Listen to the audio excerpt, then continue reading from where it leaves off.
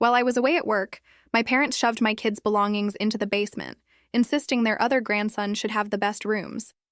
When I came home and found my children in tears, I simply smiled and said, "Get your bags ready." My parents never saw what was about to unfold. Can you imagine your own parents kicking your children out of their rooms just to make space for your brother's baby?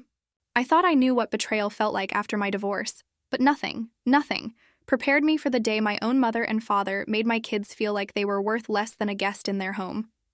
Hey everyone, I'm Amanda. I'm 35 and a mom to the most incredible 10-year-old twins, Jack and Emma. 2 years ago, my world got completely rocked by my divorce. Financially and emotionally, I was devastated. My ex-husband, David, had always been the main earner, a software engineer, while I'd worked part-time as a pediatric nurse, balancing my passion with raising our kids. Suddenly, I was a single mom, needing to work full-time to keep us afloat, and let me tell you, that hit hard. My parents, Martha and Richard, stepped in. They offered their home as a temporary solution. "Just until you get back on your feet," my dad said, with a reassuring pat on my shoulder. And honestly, I was so grateful. Even with our complicated history, growing up, I was always the responsible one, the rule follower. My younger brother, Stephen, he was the golden child, the one who could do no wrong. I spent 8 years pushing through nursing school, specializing in pediatrics because I just loved working with kids. My path wasn't flashy, but it was steady. Stephen, he dropped out of college, started a tech business my parents funded, and by 32, he was making 6 figures. That favoritism was so deeply ingrained, I barely even noticed it anymore. It was just the way things were. Jack and Emma are truly wonderful kids, each with their own unique spirit. Jack's my creative soul, always drawing, building, a sensitive boy who sometimes found the world a bit much. Emma, on the other hand, she's my little athlete, my advocate. Outspoken, confident, the first to stand up against injustice. Despite the chaos of the divorce and the move, they were both thriving in school. Our initial setup at my parents' house felt good, actually. They converted their home office into a bedroom for the twins, and I took the guest room. I pulled my weight, trust me. I contributed to groceries, cooked most meals, and made sure the kids were always respectful of their grandparents' space and routines. With my 12-hour shifts at the children's hospital, sometimes overnight, my parents helped with school drop-offs and pickups when I absolutely needed it. The plan was clear. Save enough for a security deposit and first month's rent on our own place within a year. I was meticulous with my money, taking every extra shift I could, putting aside every spare dollar. The housing market was brutal, but I was determined to give my children stability again. I was so close, I thought. Then Stephen and Melissa had their baby, little Ethan, and everything. Everything changed. My parents had always favored Stephen, I knew that. But their reaction to his baby? It was something else entirely.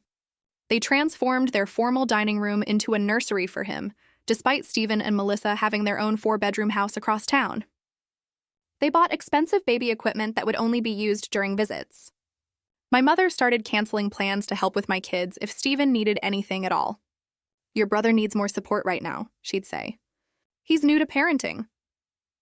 The bitter irony that I'd been a single parent for 2 years, navigating all this alone, somehow completely escaped her. At first, I tried to be understanding. New babies are exciting, right? And this was their first grandson. Jack and Emma had been their only grandchildren for 10 years, so maybe they were just enjoying the novelty. I encouraged my kids to be patient, to be kind, explaining that little Ethan needed extra attention because he was so small. But the favoritism, it started subtly, then just grew. Christmas gifts were noticeably more expensive for Ethan than for my children. Comments about how Ethan looked just like Stephen did as a baby, while Jack and Emma had always been said to resemble their father more than me. Small things, yes. But they accumulated, and they chipped away at my kids. I tried to compensate. I started creating special time just for us. Park days on my days off, movie nights in my bedroom. I even started a savings chart on my bathroom wall, where the kids could see our progress toward getting our own place. Just a few more months, I'd promised them. We'll have our own home by Christmas. Oh, if only I knew. As spring turned to summer, the tension in that house became a living, breathing thing. My parents grew increasingly critical of my parenting decisions. From what I fed the twins, to their bedtimes, to how much screen time they were allowed. Meanwhile, Stephen and Melissa? They could do no wrong with Ethan, even when they'd show up hours late for family dinner or cancel plans last minute. I was walking a tightrope, trying desperately to shield my children from the blatant reality that their grandparents were treating them differently, all while trying to maintain some semblance of peace. I needed my parents' help, after all. I couldn't afford childcare on top of saving for our move.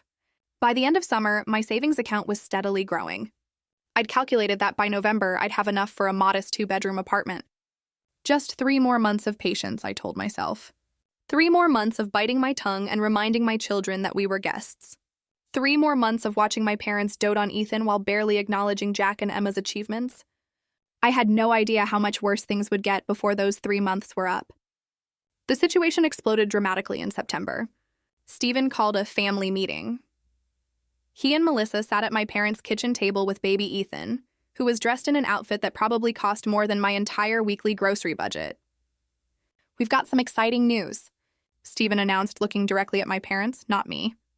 "We're finally doing that major renovation on our house, the one we've been talking about for ages." My mother clasped her hands together, a beaming smile.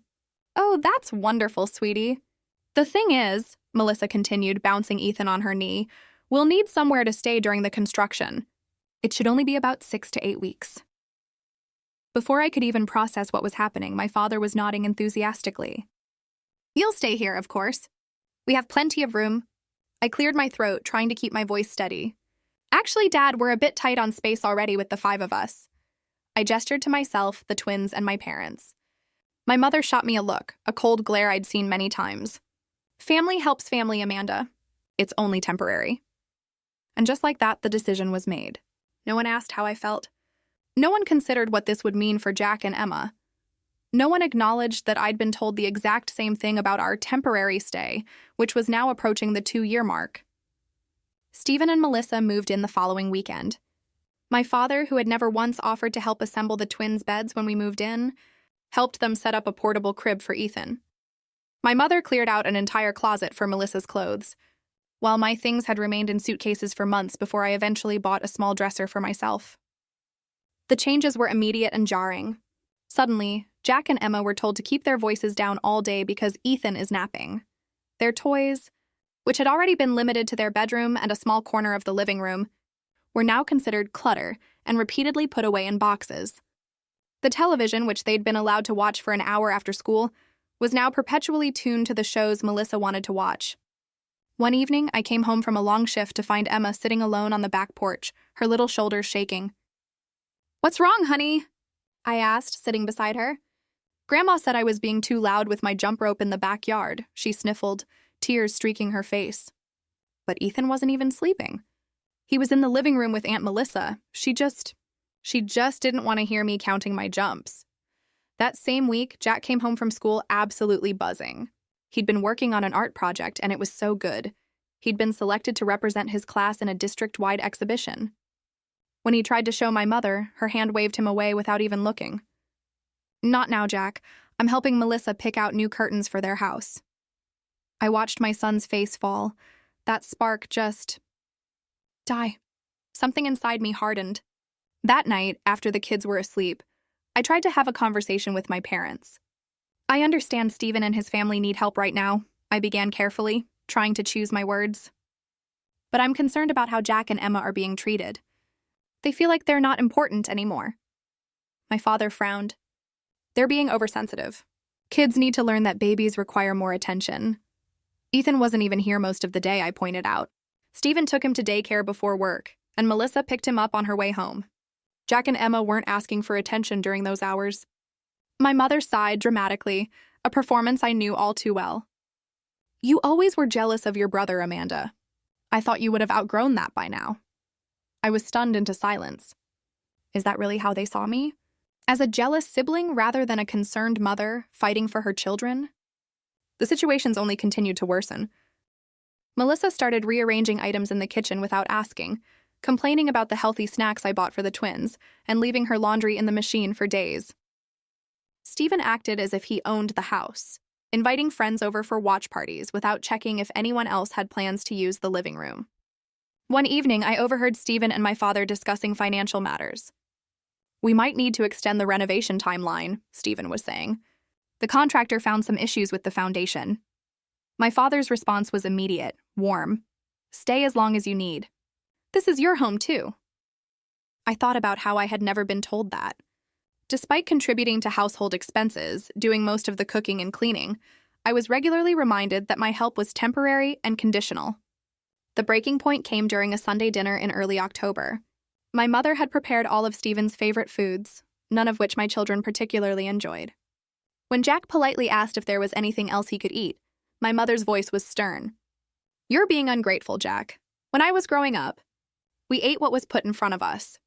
Later in the meal, Ethan threw his entire plate on the floor, food splattering everywhere, and everyone laughed indulgently.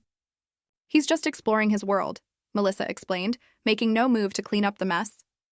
The double standard was so blatant that even my usually diplomatic son noticed. "How come Ethan can throw food, but I can't ask for a sandwich?" he whispered to me. I had no good answer for him. That week, I found that someone had removed Jack and Emma's artwork from the refrigerator to make room for a printout of Ethan's daycare schedule. When I asked about it, Melissa just shrugged. I needed the information front and center. Didn't think anyone would mind if I rearranged a few things. The twins stopped wanting to spend time in the common areas. They retreated to their small, shared bedroom, where they at least had some control over their environment. I started taking them to the public library after school when I wasn't working, just to give them space where they weren't constantly shushed or criticized. A coworker, Nancy, noticed my stress during a particularly difficult shift. "Everything okay at home, Amanda?" she asked as we charted together. I found myself pouring out the whole messy situation. Nancy listened sympathetically, then said something that truly stuck with me. "It sounds like your parents have created a household where your brother's family is treated as guests of honor, while you and your children are treated as inconvenient roommates," she observed. "That's not a healthy environment for any of you." She was right.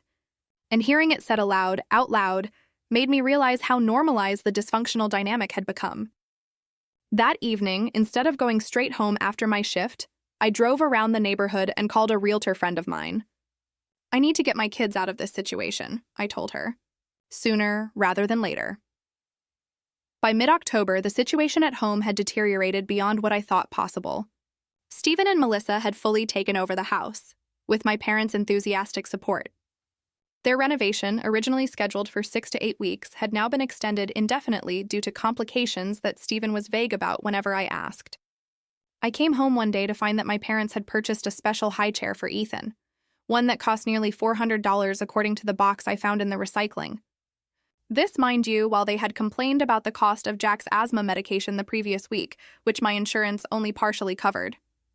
"We want Ethan to be comfortable when he eats here," my mother explained when I questioned the expense. "Jack needs to breathe," I responded, unable to keep the edge from my voice. My mother looked at me as if I was being unreasonable. "Your father and I are on a fixed income, Amanda. We can't be expected to cover everything for your children." The fact that I paid for all of my children's expenses, plus contributed to the household bills, apparently did not register with her.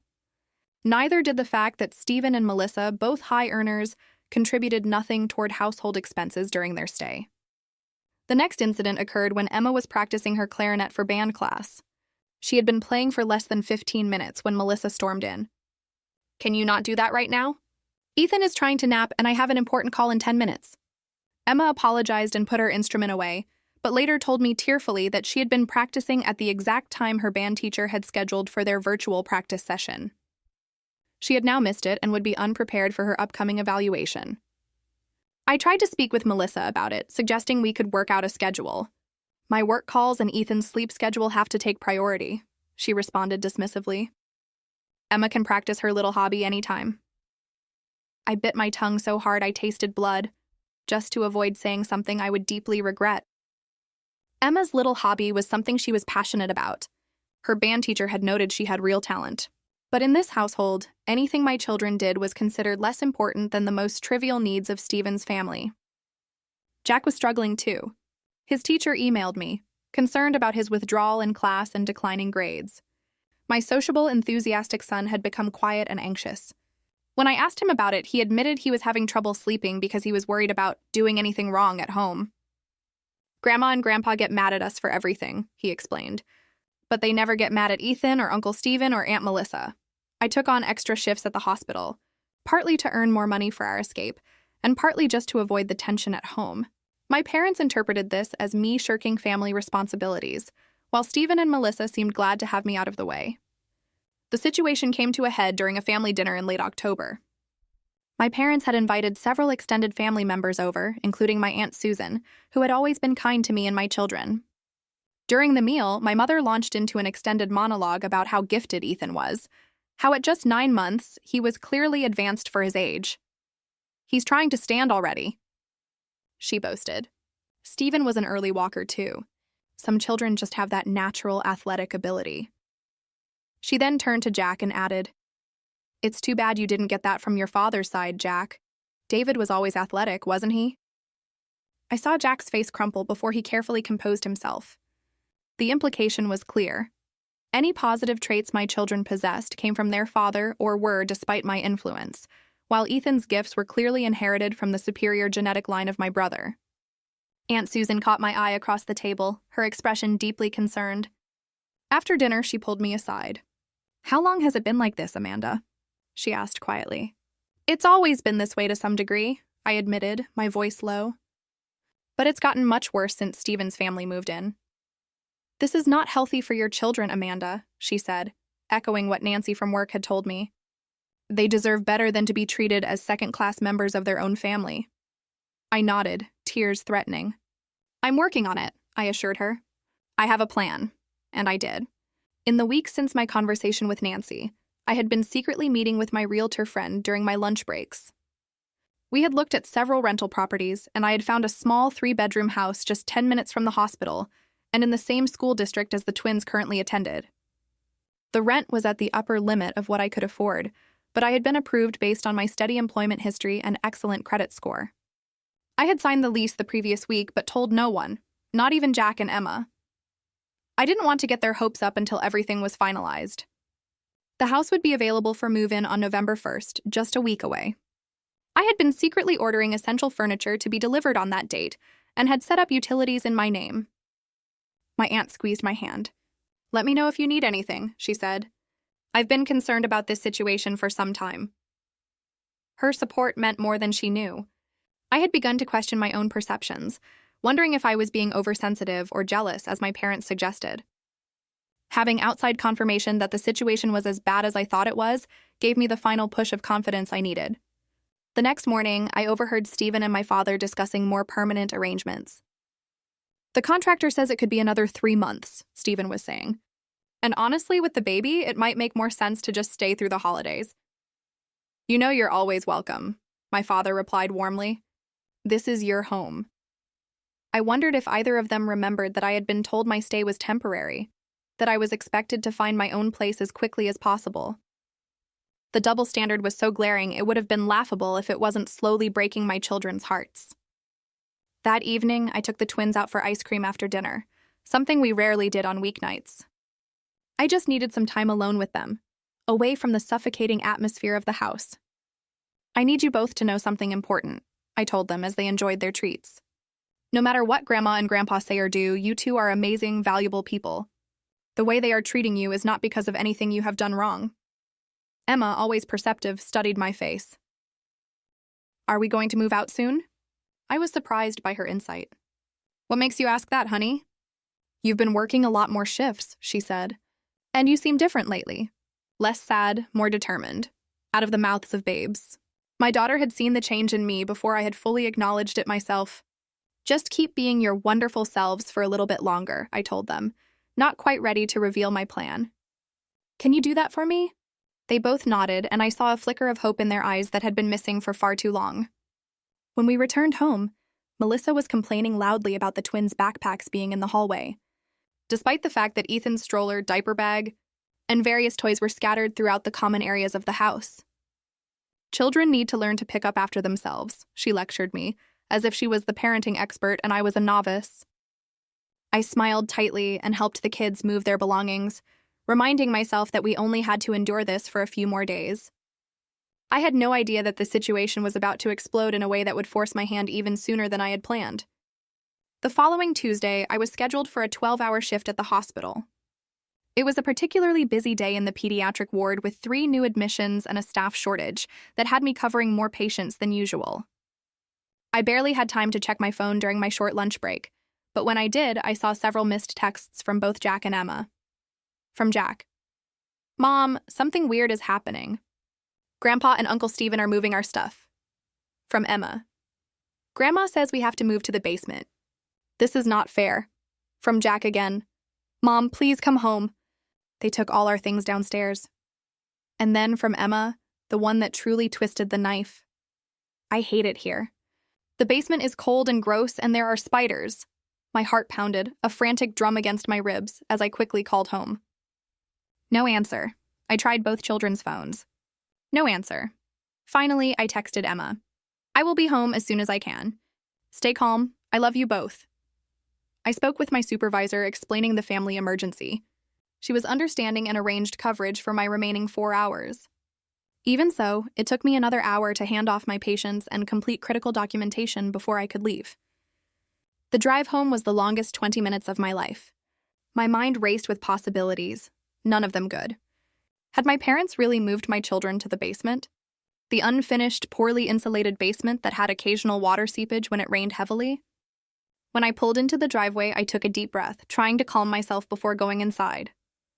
I needed to assess the situation clearly before reacting. The scene that greeted me inside the house confirmed my worst fears.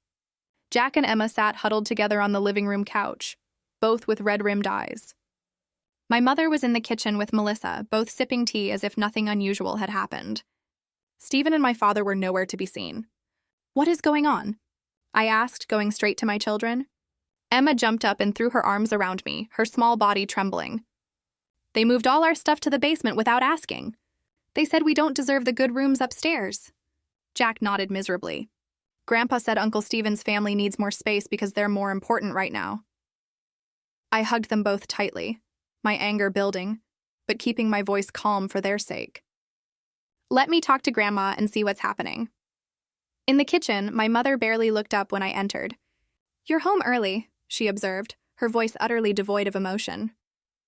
"Why are my children's belongings in the basement?" I asked directly, my voice deadly quiet. Melissa sipped her tea, her gaze flickering to mine for a moment. "We needed to make some adjustments to the living arrangements.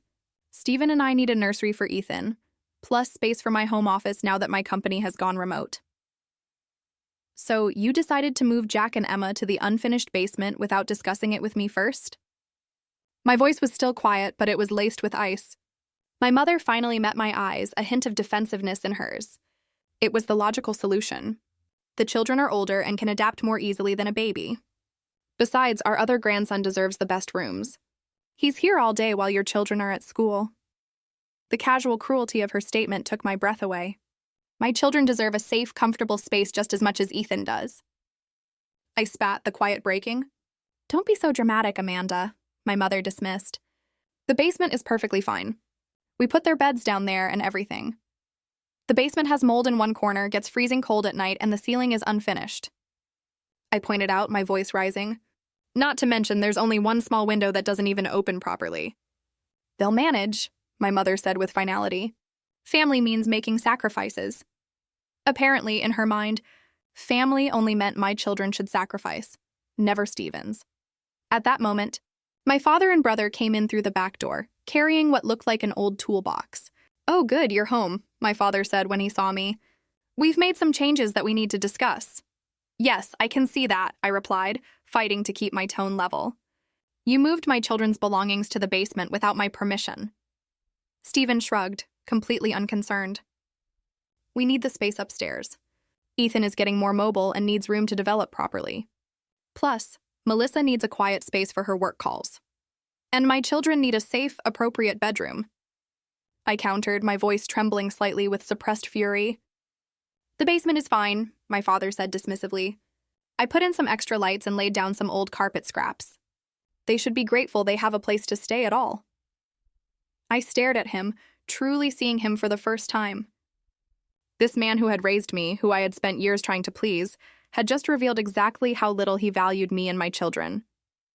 "Jack has asthma," I reminded them, my voice tight. "The basement is damp and has visible mold. It could trigger a serious attack. You're overreacting, as usual, Stephen said with an eye roll. Kids are resilient. Melissa and I grew up in much worse conditions, didn't we, honey? Melissa nodded in agreement, though I happened to know she had grown up in a 5-bedroom house in an affluent suburb. I looked around at the 4 adults who had made this decision. None of them showed a hint of remorse or understanding. To them, this was perfectly reasonable. The golden child's family deserved the best, while my children deserved whatever scraps were left over. I walked back to the living room where Jack and Emma waited anxiously. They looked up at me with such trust, such hope that I would fix this situation. In that moment, something crystallized within me, a calm certainty about what needed to happen next. I smiled at them, a genuine smile despite the circumstances, and said 3 words that would change everything. Pack your bags. They looked utterly confused, but I just nodded encouragingly. Trust me, I said. Pack everything important to you. We'll get the rest later. My father had followed me into the living room and overheard. Oh, for heaven's sake, Amanda, stop being so dramatic. No one is asking you to leave. I turned to him, still smiling. No, Dad. You just made it abundantly clear where my children and I stand in this family, and we deserve better. What are you talking about? My father sputtered, his face turning red as Jack and Emma looked between us with wide eyes. Go on, kids, I said gently. Go pack your backpacks with your most important things. We'll come back for the rest tomorrow. As they hurried upstairs, my mother entered the living room, her expression a mix of anger and bewilderment. What nonsense is this now? You can't just leave because things didn't go your way. Stephen and Melissa followed, Ethan perched on Stephen's hip. The gang was all here for the showdown, it seemed. This isn't about things not going my way, I explained, my voice remarkably calm. This is about basic respect and consideration, which has been sorely lacking in this household. We've given you a roof over your head for nearly 2 years, my father exclaimed. How dare you talk about lack of consideration? Yes, you have, I acknowledged. And I have been grateful. I have also contributed financially, done most of the cooking and cleaning, and made sure my children respected your rules and space. But today you crossed a line, Melissa scoffed. It's just a bedroom rearrangement. You're being ridiculously oversensitive. I turned to her, my gaze unwavering. Is that what you would call it if someone moved your child to an unsuitable space without consulting you first? She had no answer for that. The basement is perfectly adequate, my mother insisted. We raised you and Stephen without all these special accommodations kids seem to need nowadays. The basement has mold, I repeated, my voice firm. Jack has asthma. It is also cold, damp, and has inadequate emergency exits. It is not a legal bedroom by any housing code standard. My father waved his hand dismissively. Those codes are just government overreach.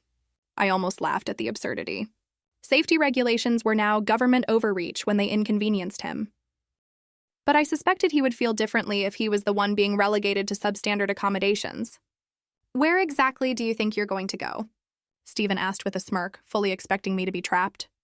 It's not like you've been saving much, what with your spending habits. And there it was. The fundamental misunderstanding they all shared. They saw me as financially dependent and irresponsible, despite all evidence to the contrary. They truly believed I had no options, no agency, no ability to stand on my own. That's where you are wrong, I said quietly. I have been saving since the day I moved in here. I have been working extra shifts and building my emergency fund, and 3 weeks ago, I signed a lease on a house not far from here. The stunned silence that followed was deeply, utterly satisfying. My mother recovered first. You were planning to leave without telling us? She asked, her voice trembling with manufactured hurt. I was planning to give you proper notice next week, I clarified. The house isn't available until November 1st, but today's events have accelerated my timeline. You can't be serious, Stephen said, his smug expression finally cracking. Where are you going to stay until then? That is no longer any of your concern, I replied. In truth, I had already spoken with Nancy from work, who had offered her guest room for a few days if needed. My father's face had turned an alarming shade of red. After everything we have done for you, this is how you repay us? By sneaking around behind our backs and then storming out over a minor disagreement? Minor disagreement? I repeated incredulously. You moved my children's belongings to an unsafe space without my knowledge or consent. You told them to their faces that they don't deserve the same comfort and consideration as their cousin. That is not minor, Dad. That is a fundamental statement about how you value them and me. Emma and Jack came back downstairs, each with a backpack and a small bag. Emma was clutching her clarinet case, and Jack had his favorite drawing supplies and the stuffed dragon he had slept with since he was 3.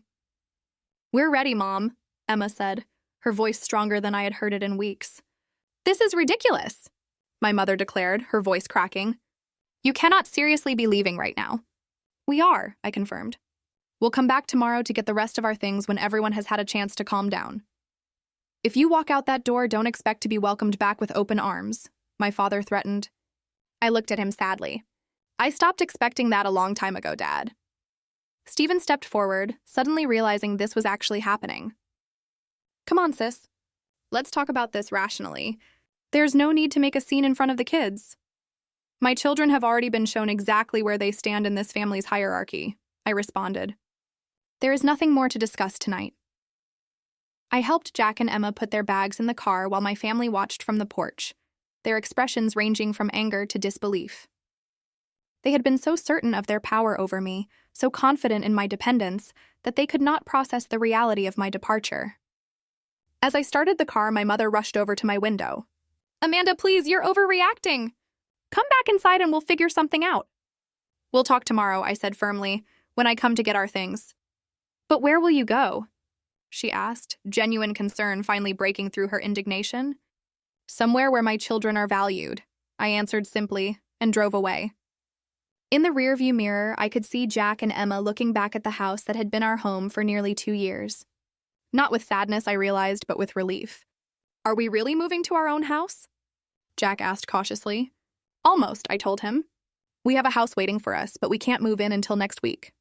Tonight, we're going to stay with my friend Nancy from work." "Is it because of what Grandpa and Grandma did?" Emma asked, her voice small. I chose my words carefully. "It is because we deserve to live somewhere where everyone is treated with respect and kindness." I've been planning for us to move out for a while now. But yes, what happened today made me realize we needed to leave sooner.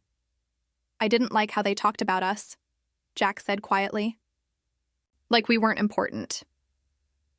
My heart broke a little at his words. "You are both incredibly important," I assured them. "And anyone who cannot see that does not deserve to have you in their lives." When we arrived at Nancy's house, she welcomed us warmly, having already prepared her guest room with an air mattress for the kids alongside the queen bed I would use. She had even bought ice cream and rented a movie for us to watch together. As the twins settled in, picking at their ice cream with subdued enthusiasm, Nancy pulled me aside. "I'm proud of you," she said simply. "It takes courage to set boundaries with family." "I just wish I had done it sooner," I admitted, a wave of regret washing over me. "Before they hurt my kids like this." "You are doing it now," she pointed out, her hand gently squeezing mine. "And that is what matters." That night, as Jack and Emma slept peacefully beside me in the unfamiliar room, I felt a strange mixture of emotions: sadness for what should have been, anger at how we had been treated, anxiety about the future, but underneath it all, a powerful sense of peace. For the first time in years, I had stood up for myself and my children without wavering or second-guessing. Tomorrow would bring new challenges: retrieving our belongings, weathering the inevitable emotional manipulation, finalizing arrangements for our new home. But tonight, watching my children sleep peacefully, I knew with absolute certainty that I had made the right decision. We were finally breaking free. The next morning, I called in to use a personal day at work. Nancy offered to let the twins stay with her while I went back to my parents' house to gather our belongings, but I declined. "They need to see this through," I explained. "It's important for them to know we are doing this together." We arrived at my parents' house at 10 in the morning, when I knew everyone would be home. My father answered the door with a scowl that softened slightly when he saw the twins. "Come to apologize for your tantrum?" he asked me, his tone sharp. "No," I replied evenly. "We have come to get our things." His face hardened again. "Your mother has been upset all night because of your dramatic exit." "I am sorry she is upset," I said. And I meant it. Despite everything, I didn't want to hurt my parents. I just needed to protect my children. But we are still moving out. He stepped aside reluctantly to let us in. My mother was sitting in the living room, eyes red-rimmed. Whether from crying or lack of sleep, I couldn't tell. Stephen and Melissa were conspicuously absent. "Where are Stephen and Melissa?" I asked. "They took Ethan to the park," my mother replied, her voice flat. They thought it would be less stressful if they weren't here while you got your things. At least they had shown that much consideration. Jack, Emma, go pack up your room, I instructed. Remember what we talked about in the car? Just pack what you need and love. We can replace the rest. As they headed upstairs, my mother turned to me. I cannot believe you are doing this to us. I am not doing anything to you, I corrected her. I am doing something for my children and myself. We have given you everything, she insisted, her voice rising. A place to stay when you had nowhere to go, help with the children, emotional support during your divorce. And I have been grateful, I acknowledged, my voice calm despite the raw emotion in the room.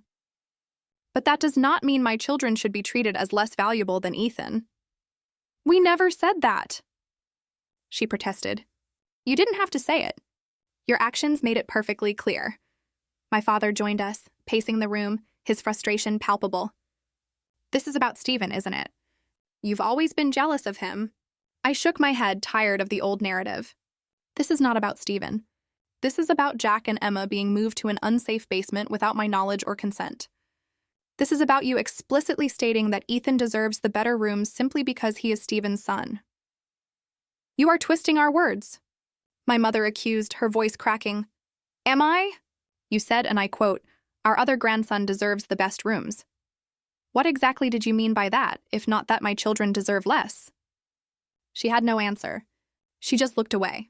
I went upstairs to help the twins pack their belongings. Most of their clothes fit into 2 large suitcases I had brought. Jack carefully wrapped his favorite books and the science kit he had received for his birthday. Emma packed her sports equipment and the jewelry box her father had given her last Christmas. When we came back downstairs with the first load, my father was waiting by the door. Where exactly are you going? He demanded, his tone skeptical. This mysterious house you claim to have rented? We are staying with a friend until our house is ready next week, I explained, though I didn't owe him this information. And how exactly do you plan to afford rent on your nurse's salary? He asked skeptically. The condescension in his tone made something snap inside me. I put down the bags I was carrying and faced him directly. Dad, I make $65,000 a year as a pediatric nurse. I have excellent credit, minimal debt, and I have been saving systematically for nearly 2 years. I am fully capable of providing for my family without your help. He looked genuinely surprised. It occurred to me that he had no idea what I earned or how I managed my finances. He had simply assumed I was struggling financially because that fit his narrative about me. The rental market is extremely tight right now, my mother interjected, still trying to poke holes in my plan. How did you even find a place? I have been looking for months, I said. I have friends and connections. Just because I didn't tell you about my plans does not mean I didn't have them. We made several trips to load everything into my car. My parents watched silently, the reality of our departure finally sinking in. When we had packed everything we wanted to take, I did one final walkthrough to make sure we hadn't forgotten anything important. In the kitchen, I found my mother making coffee, her movements mechanical. We are heading out now, I told her. She turned to me, eyes welling with fresh tears. I don't understand why you are doing this. We are family. Yes, we are, I agreed. And that is why this hurts so much. Family should make each other feel valued and respected. Jack and Emma have not felt that here for a long time. That's not true, she protested weakly. Mom, yesterday you told them they didn't deserve the same quality of accommodations as their cousin. How do you think that made them feel? She looked away, defeated. We didn't mean it like that. How else could you have meant it? She had no answer. As we prepared to leave, my father made one last attempt. This is a mistake, Amanda. You are letting your pride get in the way of what is best for your children. No, Dad.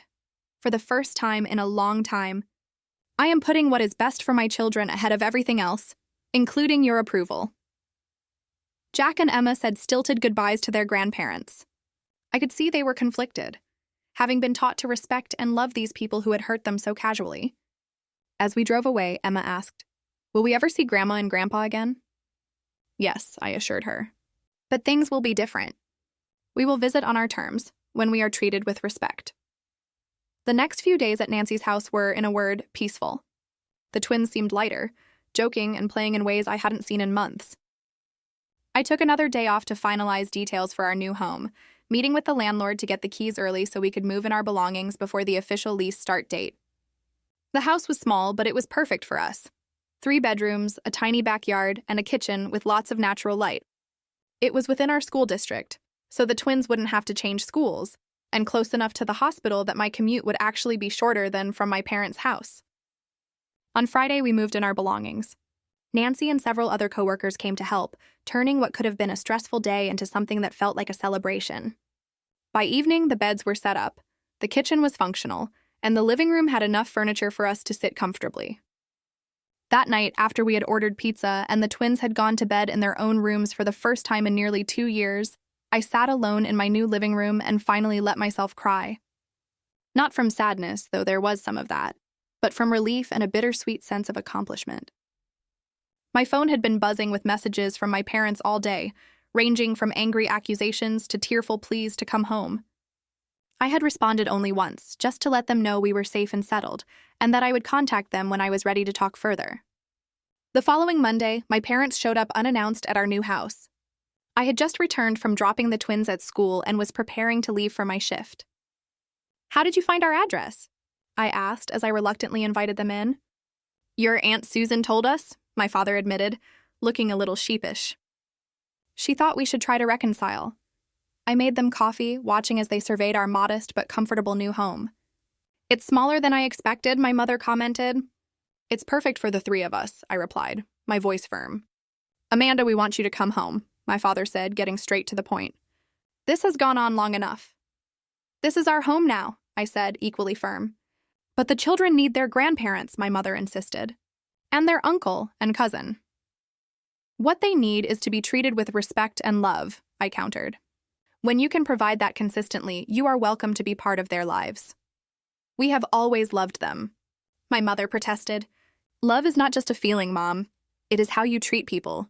It is the choices you make that show what you truly value."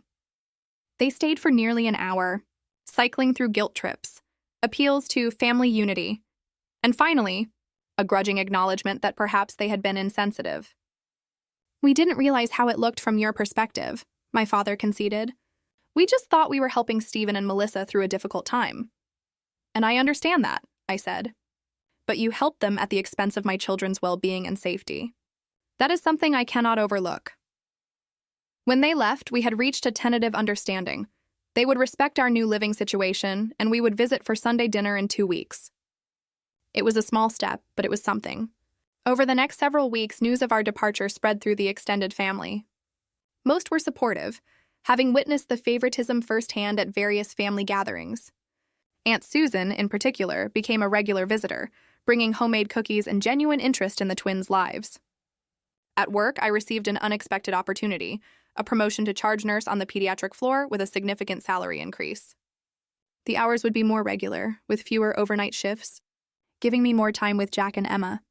Meanwhile, I heard through the family grapevine that Stephen and Melissa were having difficulties without me there to help with household chores and childcare in a pinch. They were finding it challenging to manage their own responsibilities. My mother, now in her 60s, was tired from trying to keep up with an active baby while also maintaining the house without my assistance. When we did attend that Sunday dinner 2 weeks later, the atmosphere was strained but civil. Stephen and Melissa were notably less smug, perhaps finally realizing that my presence had actually made their lives easier in ways they had taken for granted. Most importantly, Jack and Emma were happier than I had seen them in years.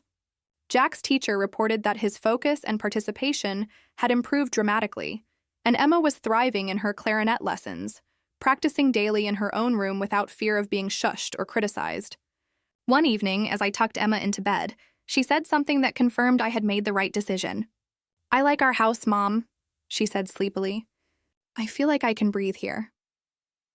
Out of all the validation I could have received, my daughter's simple statement meant the most. We had created a home where my children could breathe freely, both literally and figuratively, and that was worth everything we had gone through to get here.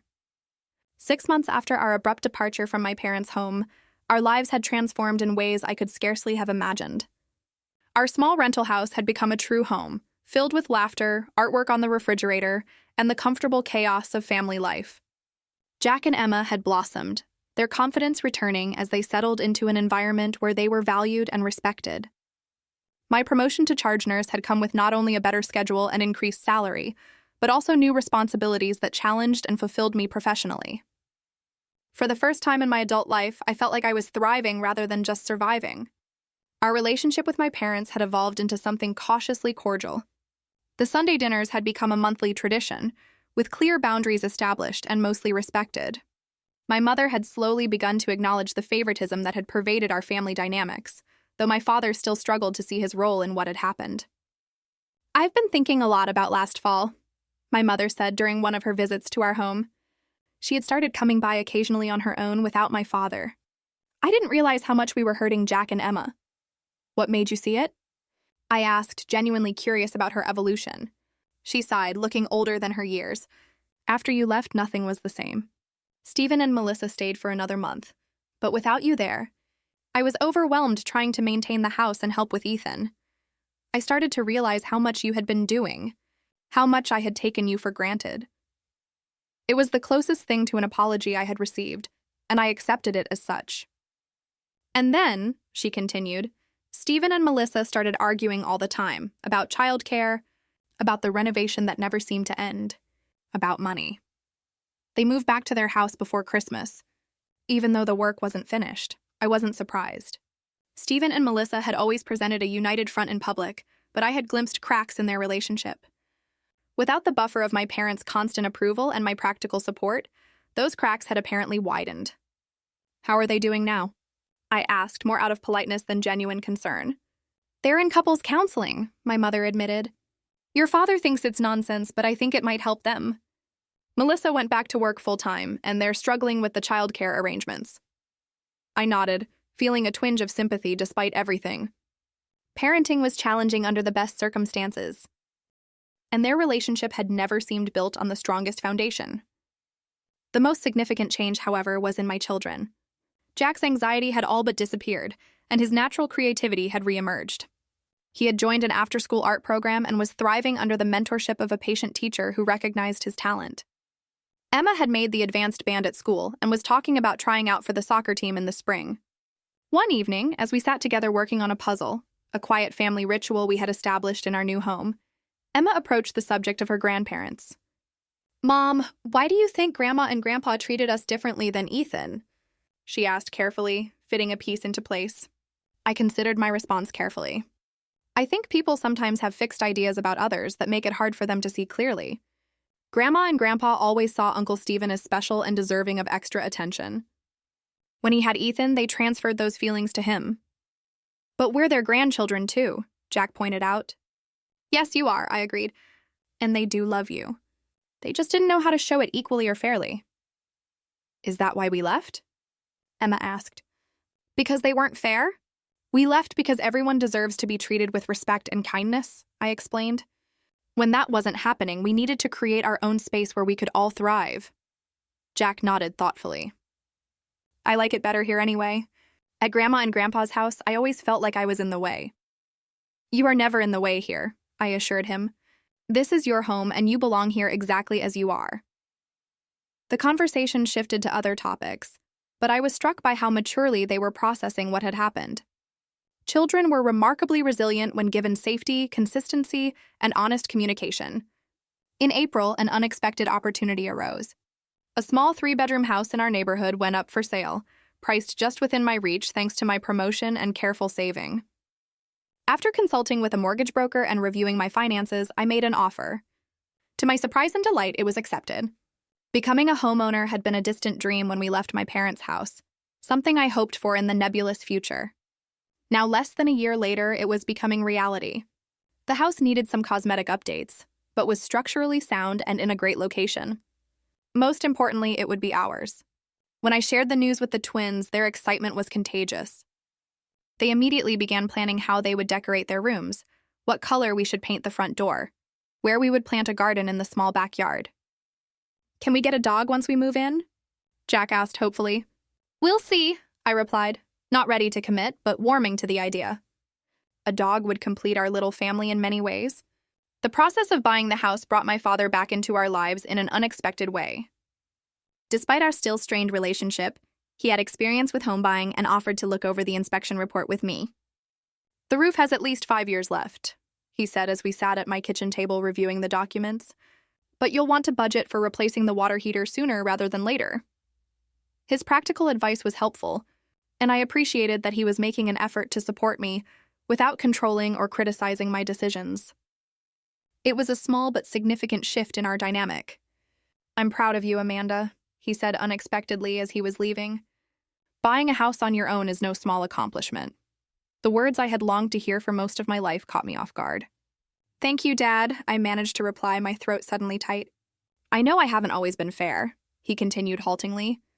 "Your mother and I have been talking a lot about how we handled things. I can't change the past, but I'd like to do better going forward." It was not a full apology, but coming from my proud, stubborn father, it was monumental. "I would like that too," I told him honestly. The day we closed on the house, Jack and Emma were in school. I signed the papers alone, but took a photo of the keys to show them when they got home. As I stood in the empty living room of our new house, my house, I felt a surge of emotions so powerful it brought tears to my eyes. 2 years ago, I had been a newly divorced mother, uncertain about my future and dependent on my parents' conditional support. Now I was a homeowner, advancing in my career, and most importantly, providing my children with the stable, loving home they deserved. The journey had been painful at times, forcing me to confront hard truths about my family and myself. I had to learn that setting boundaries was not selfish but necessary, that standing up for my children meant sometimes walking away from toxic situations, and that my worth was not determined by others' perceptions. We moved into our new home on a sunny Saturday in May, with help from friends, colleagues, and yes, even my parents. The atmosphere was celebratory as we arranged furniture, unpacked boxes, and ordered pizza for everyone who had helped. By evening, when only my parents remained, we sat together on my new back porch, watching Jack and Emma explore the yard. "This is a good home," my mother said quietly. "You've done well, Amanda." "Thank you," I replied, accepting the compliment without qualification or doubt. As the sun set on our first day in our new home, I reflected on the journey that had brought us here. The pain of that October day when my children had been deemed less worthy than their cousin had transformed into the catalyst for positive change.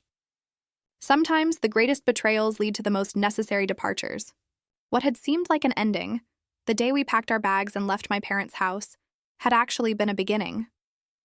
A beginning of self-respect, of true independence, of showing my children what it meant to stand up for yourself and for those you love.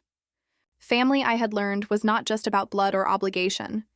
It was about mutual respect, consistent kindness, and the choice to value each person for who they truly were. My children and I had created our own family unit, strong and supportive, and we had opened our circle to include those who treated us with the dignity we deserved. As I tucked the twins into bed that night in their very own rooms, in our very own house, I felt a deep sense of peace. We had come through the storm and found ourselves on solid ground at last. Have you ever had to make a difficult, gut-wrenching decision to protect your family's well-being, even if it meant stepping away from people you loved? I would truly love to hear your stories and what you think in the comments below. If this resonated with you, please give this video a thumbs up.